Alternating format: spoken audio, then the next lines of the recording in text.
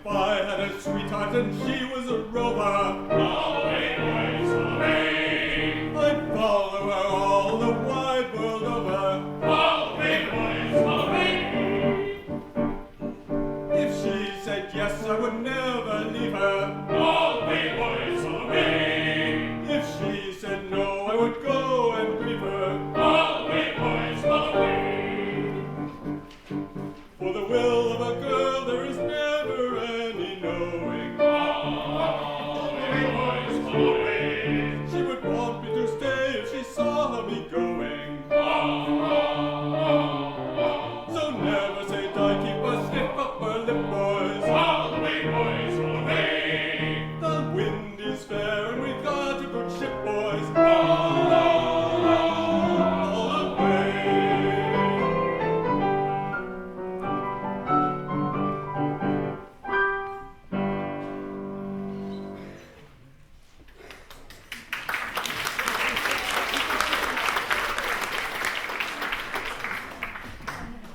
Four nights ago, while sitting in the conservatory of Mr. Vane, I told my love to Muriel, his daughter. With what effect shall doubtless be conjectured when I have added that I took my passage on the next steamer I could get for Europe early the following morning. And now there are circumstances which lead me to imagine that Muriel, fleeing from my hated presence, has booked passage on this very steamer. Such is the simple and logical situation, but since we started, we have all been seasick, and hardly any of us has been able to leave his stateroom. Ah, here comes the very man above all others who can relieve my mind. Steward! Yes, sir.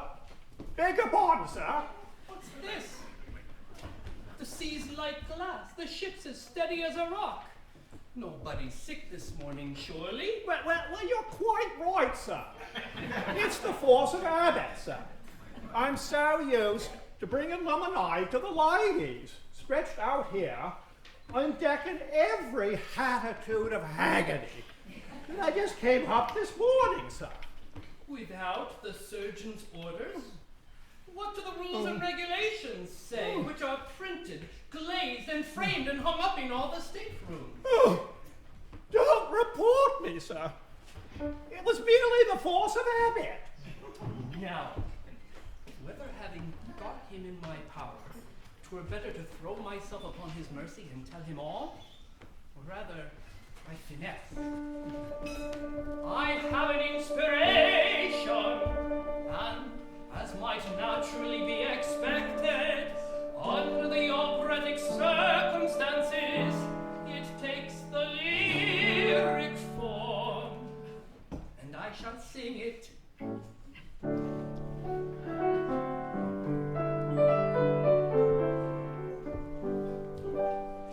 Victim of what lot soever, wait and think a little, pray, ere the last frail link you sever, binding you to silent stay. If the simple world believes you wise, a bridge of better say than you are, although it grieves you, do not undeceive it. Stay, stay, stay. Do not give yourself away. Stay, stay. Do not give yourself away.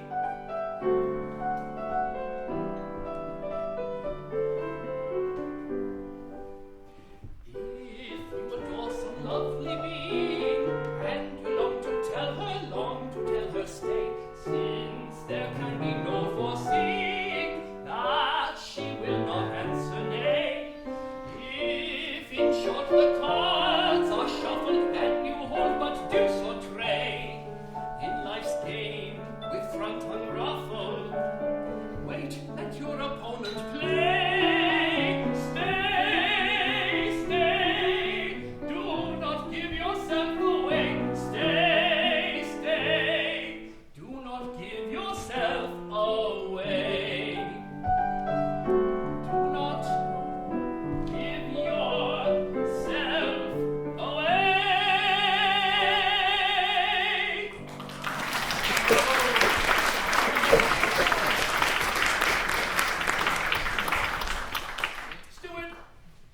pardon, sir. For the moment, I will spare you. And now, can you tell me? I must manage this with great subtlety so as to throw him off his guard. If there is a Miss Muriel Vane of Boston on board. Well, that, sir, is a question which I can only answer in one way, sir. How is that? In a harrier, sir. What is a harrier? Harrier? Why, harrier is the Italian for hair, sir. Hair? Well, yes, sir, in a hair, sir, in a song. That is, I can't say positively, sir. Most of the ladies has kept their berths, sir. Shh, somebody's coming. Then I must conceal myself. It is the only way of working out the author's idea. Well, let us go and see if Muriel can be persuaded to come down. Oh, when I think of what that child has undergone and all for that wretch, all for nothing. Oh, very well, my dear. I've cheerfully joined you in censuring the young man in song and dance, but I really can't see that he's so much to blame. He is a person of respectable standing in society. Yes? Well, he was graduated from Harvard with 3 honors, reading, writing, and arithmetic. Yes? And he's very talented, with an ambition to shine as a scholar in politics. Yes? To this end, he's already secured a position on a Sunday paper as a reporter, with a salary of $10 a week. It's not a vast sum, but having a great deal of our own, we naturally despise money in others. Yes. As such things go, he is in the way to promotion. In less than 25 years, he might hope to be an own correspondent with $15 a week. Yes? Oh, well, he is a person of unblemished character and exceptionally pleasing manners. In dress, he is a gentleman, an American gentleman of English pattern. Yes? And he's very much in love with Muriel. And it's customary for young men to tell their love. But wholly unnecessary. All the young men were in love with Muriel, but none of them thought necessary to tell it. Why should he? Well, that's true. There was a youth. He loved a maid. He spoke the truth. She fled afraid. Had he forborne a little space, fate might have worn a different face. In later mood, it might have fared that she had wooed, and he been scared. I don't think anything of the kind would have happened with Muriel, You think not? But why? because in that case there would have been no opera.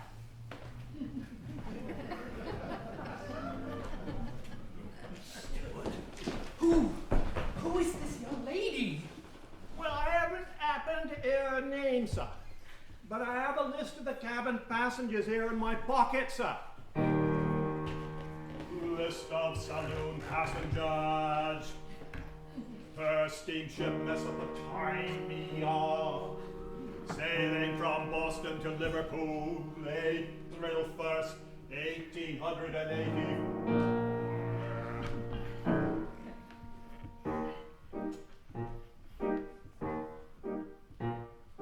Mr. Julian Amidon, Mr. and Mistress Rufus Brown,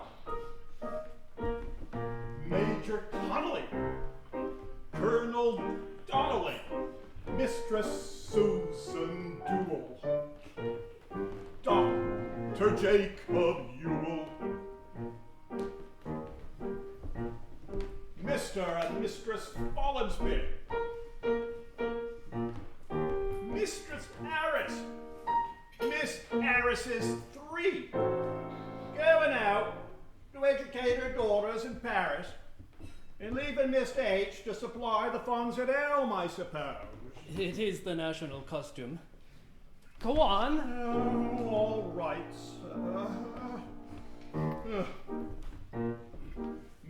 Mr. Ingham, Mr. Jones.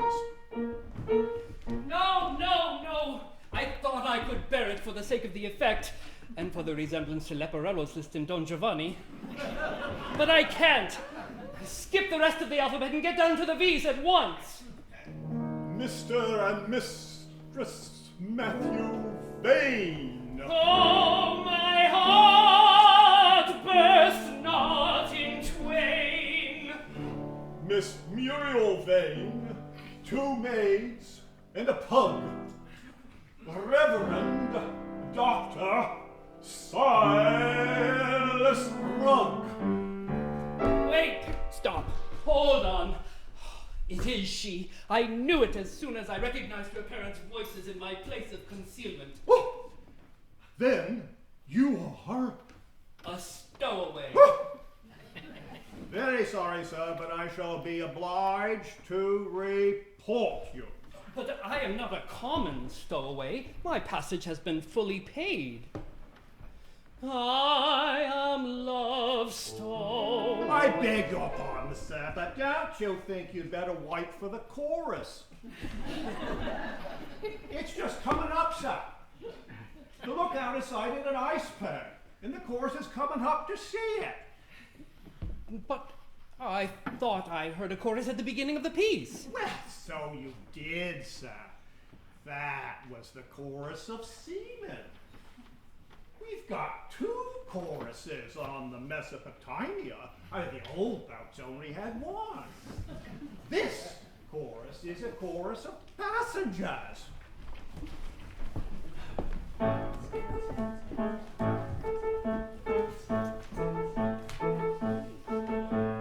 are lawyers and physicians, bakers, brokers, electricians, publishers and politicians, clergymen, professors, students, mind acquiring prudence in the mad pursuit of wealth has compelled more relaxation to endure a brief vacation, and we all are going over for our health. And we all are going over for our health. But whatever be our business, our what'sness, or our isness, as it is the Concord School of Metaphysics, Harvard's Smith, as it is the Sacred Word Express.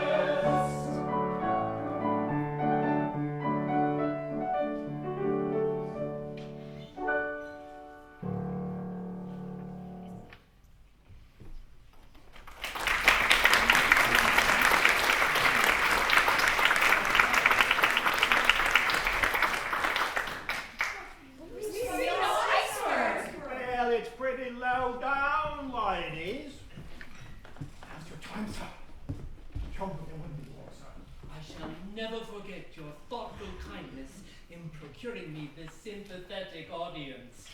And who prays the gentleman we see here with us? Apparently not of us, though.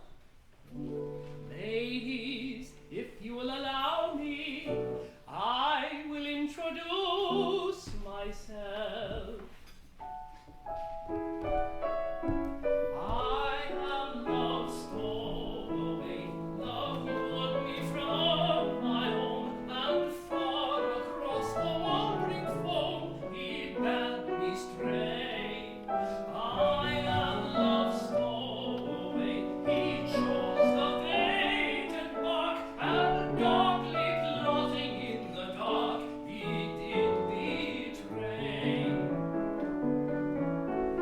I am Love Stowaway, and where my love was hid, I followed blind as blind love bid. I must obey, I must obey. I followed blind as blind love bid. I must obey.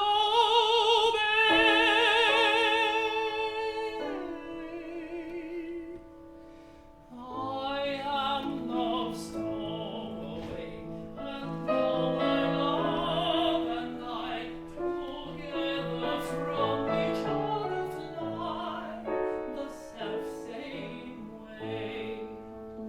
And now my love and I together from each other fly the self-same way.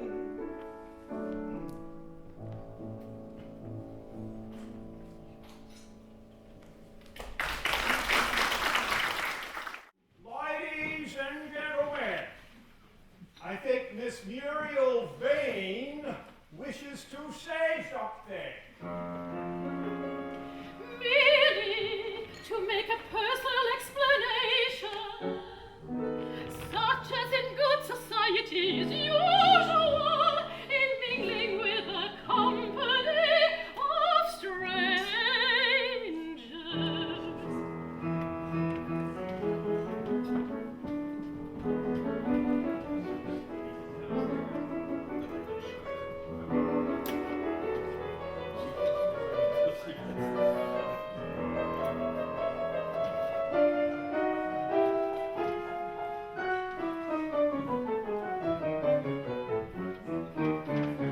I am a member of that aristocracy, composed of the lovelier sex, which in the heart of unusual democracy rings the observer to please and perplex.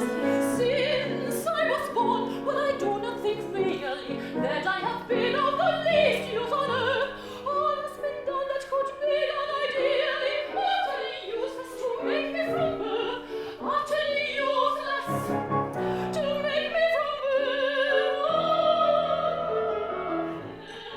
Every wish that was not at once gratified, nothing refused me that mighty goodbye.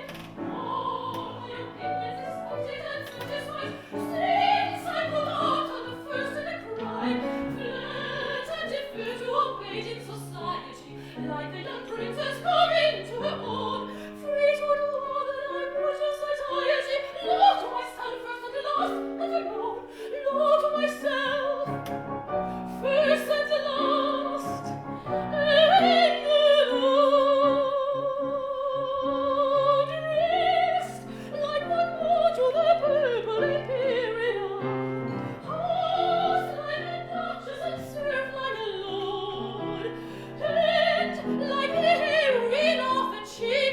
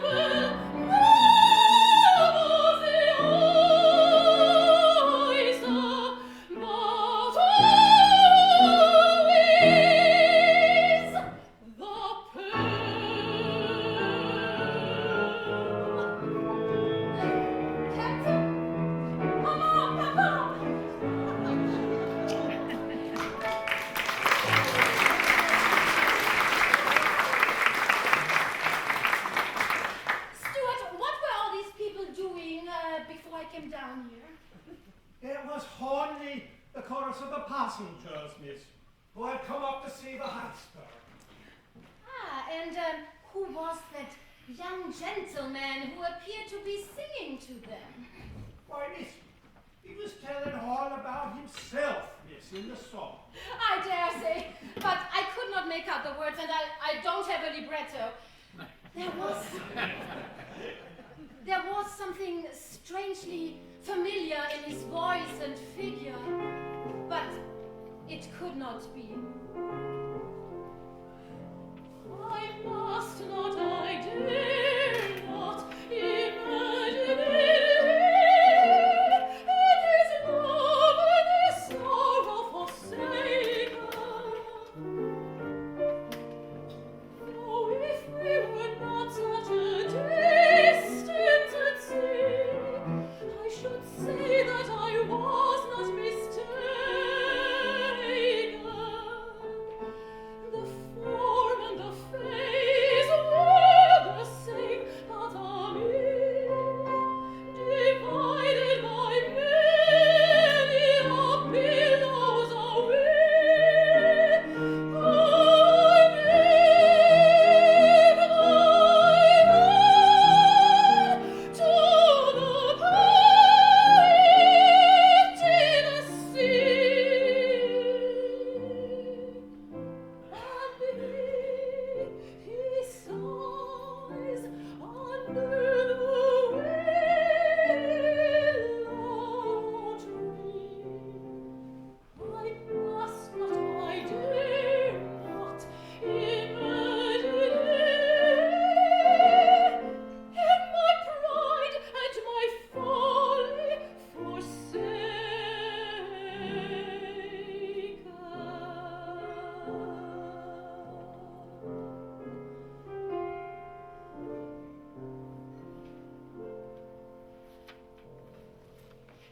He sang very well, I fancied.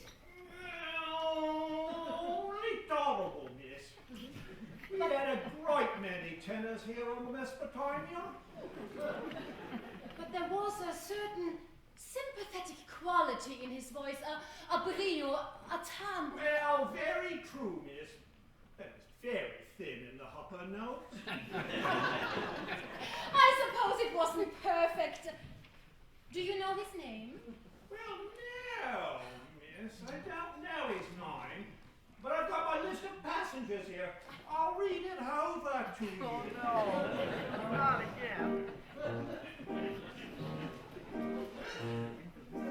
Mr. Julian Amadon, Mr. and Mrs. Rufus Brown, Major Connolly, Colonel Donnelly, Mistress Susan Dewell, Dr. Jacob Newell, Mr. and Mistress Follinsby, Mistress Aris. Miss Aris is 3. I beg your pardon, miss. Here's a name I missed once before between the F's and the H's. Mr. Theron Gay.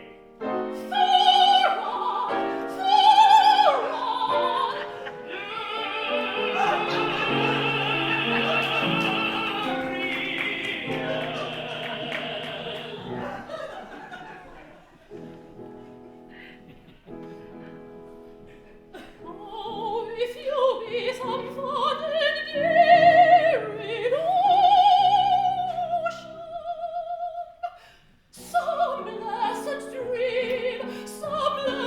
dream, born of the breeze, fantastical confusions, be what you see, stay with me, stay, fade all away, oh, darling, loved in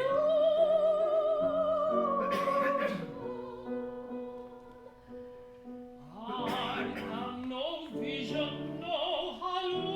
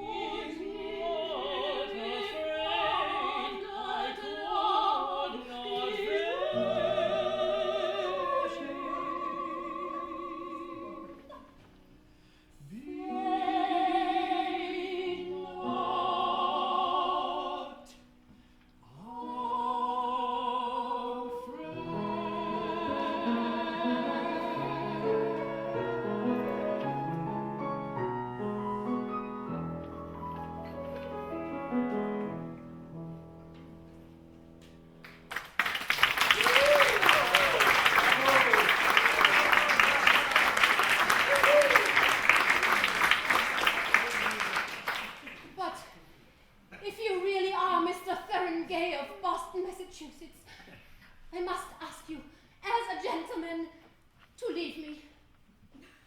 Leave you? Muriel? You've just requested me to remain. That was under the impression that you were pleasing unreality. I was very explicit. And as a reality, am I so unpleasing? That is not the point. You must release me. If you insist, but why? It is essential to the plot. Oh. If it is essential to the plot, then of course I must yield. The literary instinct teaches that. Daughter is annoyed by the presence of one gentleman on board who refuses to go ashore. And which young gentleman is that, ma'am? It is Mr. Gay. I have not had the pleasure of seeing you before, sire, I think. Very true. I have lately been describing myself in song to the ladies and gentlemen present as Love Stowaway. But I called myself Love Stowaway because I was here without the knowledge of a young lady who was flying on your ship from a hemisphere which my attentions had rendered insupportable to her. I will not spare myself, sir. How generous he is. Hush, my child. If you give way, it will stop the opera. If you had been on deck immediately after the opening chorus, you could have heard me state all this in recitative. Now, do with me as you will.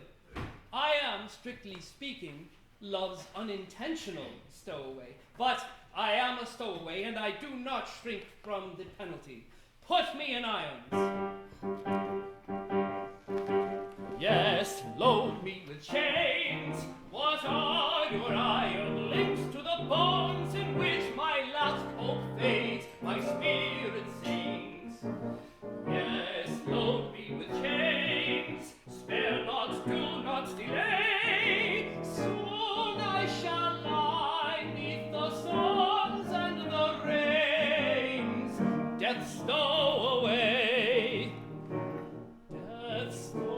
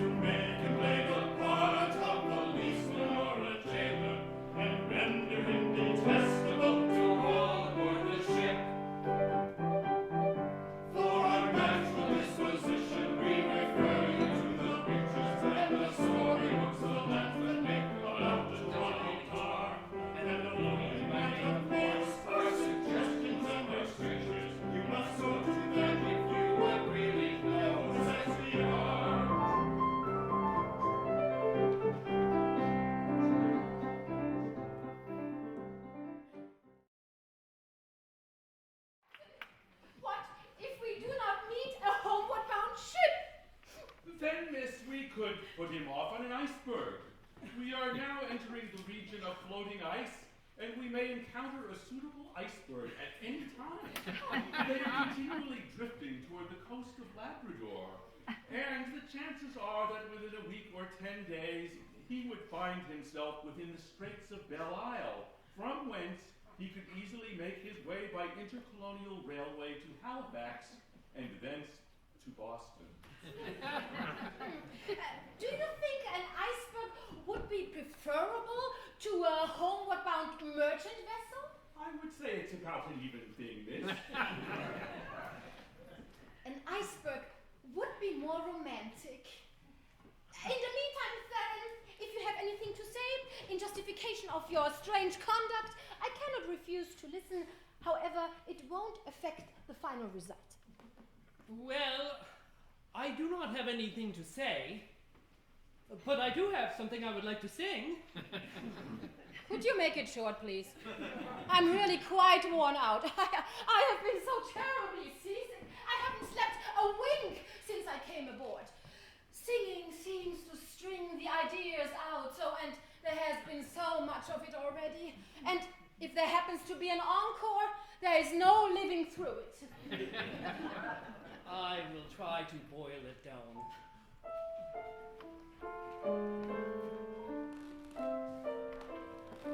You ask me why we both were young, and round our lives the rosy hair, full of divine expectance hung, like the soft light that everywhere clings to the leafless branches bare in March, while yet the trees are bare.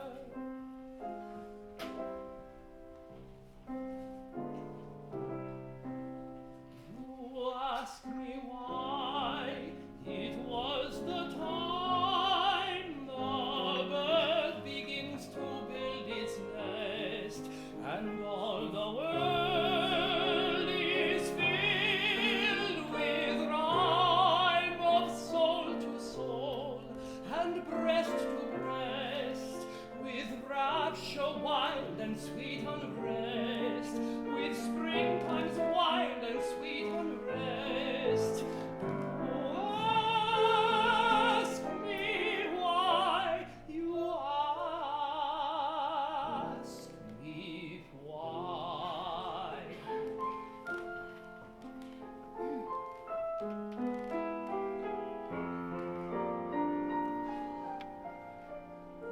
You ask me why it was the hour when doubt was lulled and hope awakes, and certain tender dreams have power upon us for their own sweet sakes, and all such different seeming takes, such mystic midnight seeming takes.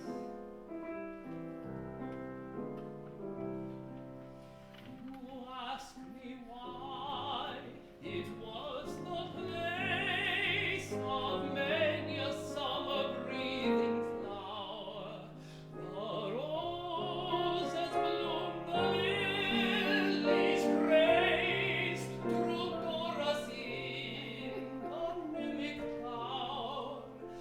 The tiny fountains rush and flower, the tiny fountains rush and shower.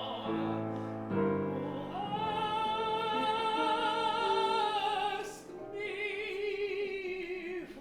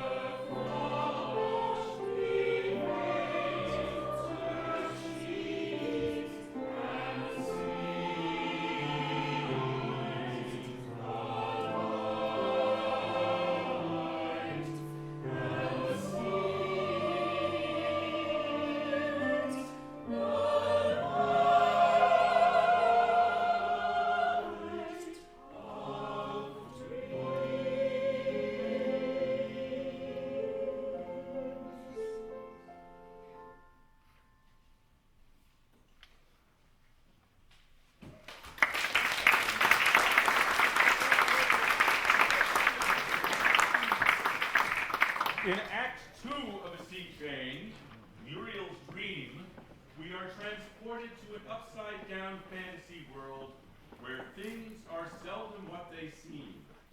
We encounter an iceberg with ice fairies, more than a quarter of a century before the Titanic, and our romantic lead with other suitors.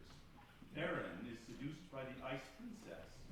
The steward declares his love for Muriel, and Mr. Vane and the gentlemen passengers jump ship for the iceberg, intoxicated by the ice fairies and their ice queen. This confusion, intentional or otherwise, will perhaps not be fully explained this evening, if it can ever be explained. So remember, this may only be a dream.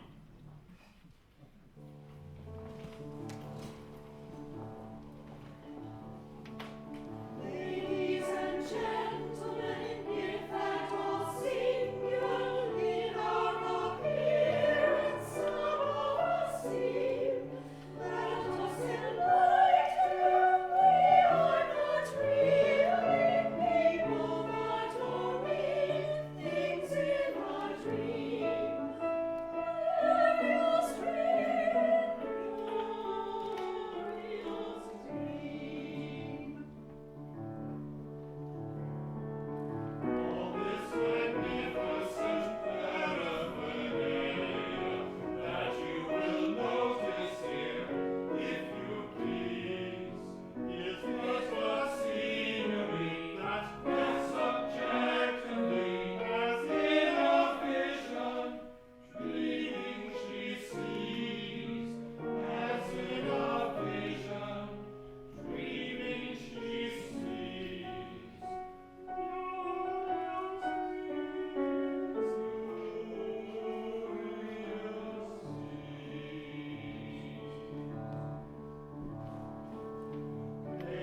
Ladies and gentlemen, all singular, they are unseen, some of us seem.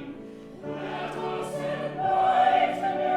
We are not really people, but only things in a dream. Glorious dream, Glorious dream.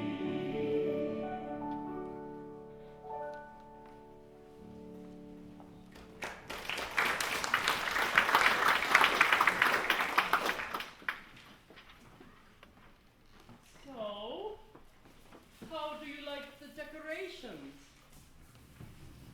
Beautiful. A little peculiar, perhaps. Who did them? They were provided by the Society for the Prevention of Decorative Art. The piano is from the establishment of Messrs. Chickerway and Steining. Oh, yes! It's one of the new baby graves!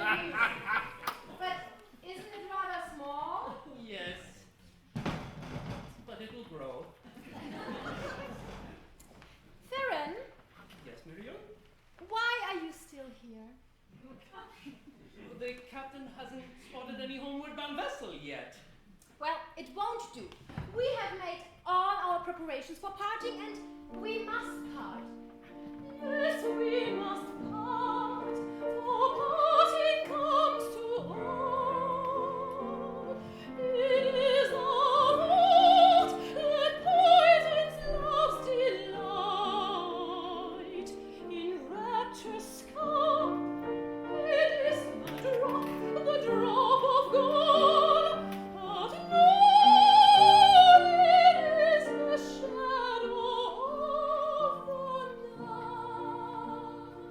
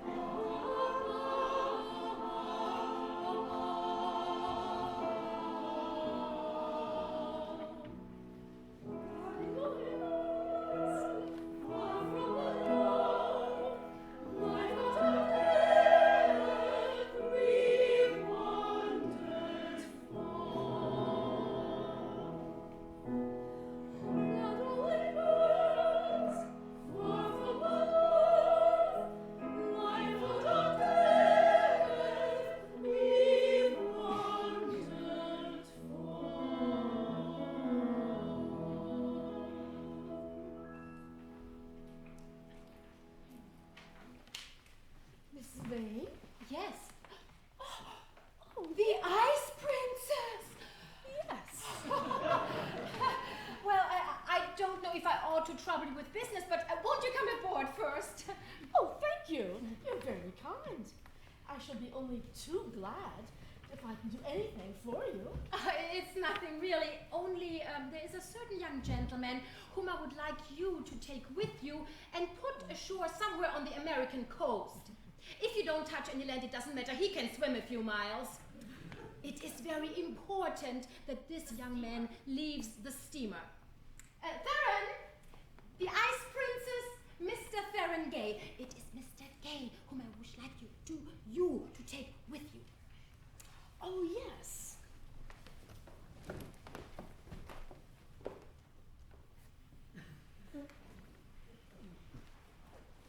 Isn't he rather good looking Yes, rather. and amiable? Yes, rather amiable. But he is a Harvard man, I suppose, and none of us ever learned Greek.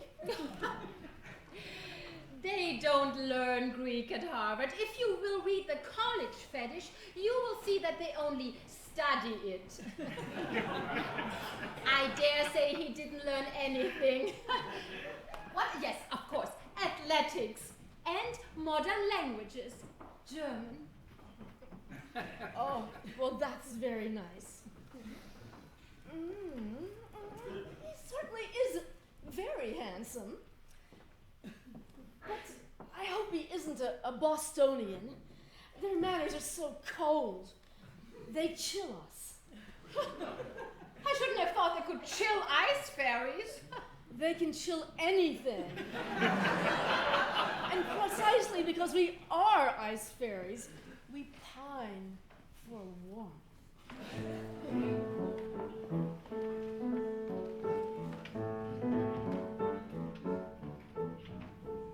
With tender voice all muted, fairy voices very fluted, let us rip and let us glide, gleaming, sparkling, dreaming, darkling, o'er the frozen tide.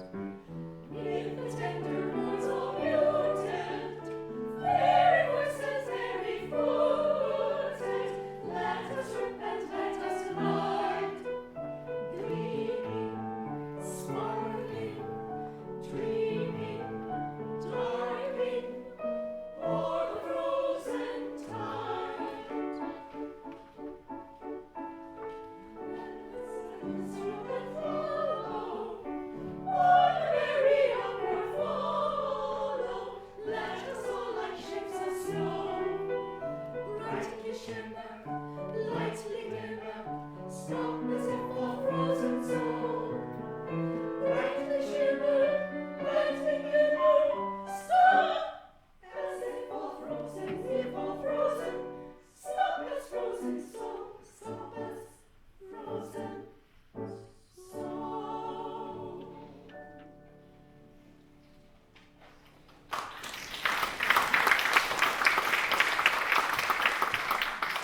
Muriel's world is falling apart. Theron is going off with the Ice Princess. Mrs. Vane is lamenting Muriel's lost opportunity, while Mr. Vane and the gentlemen passengers are making new social arrangements. Muriel is in a state of total confusion. Matthew, don't you dare talk to that nasty queen of theirs. My dear, I've loved her since childhood. Well, Papa, if you must go, please watch out for Theron, and Theron, take care of Papa. Be kind to each other, whatever betide. Your heart-burning smother, your enmities hide. It seems to me I was going to say something else. Ah, yes. Be kind to each other, be truthful and be both father and brother, reciprocate. Let me see. To your front ones feel in all times and woe, endeavor to render a kiss for a blow. It isn't in the least what I wanted to say. I must try again.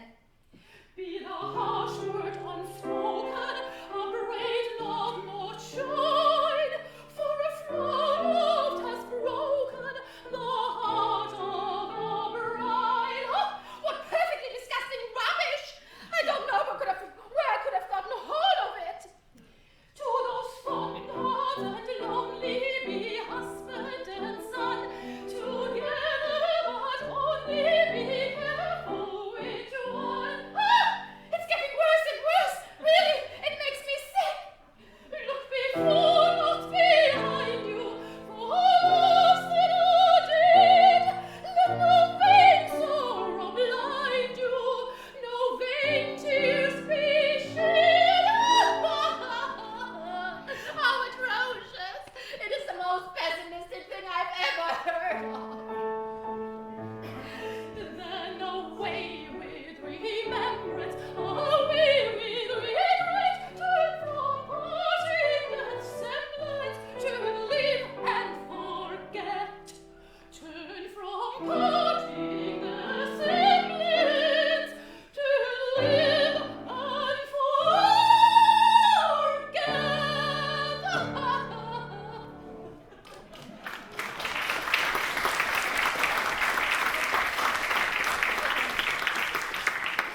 Theron, are you really planning to take off with that ice princess creature?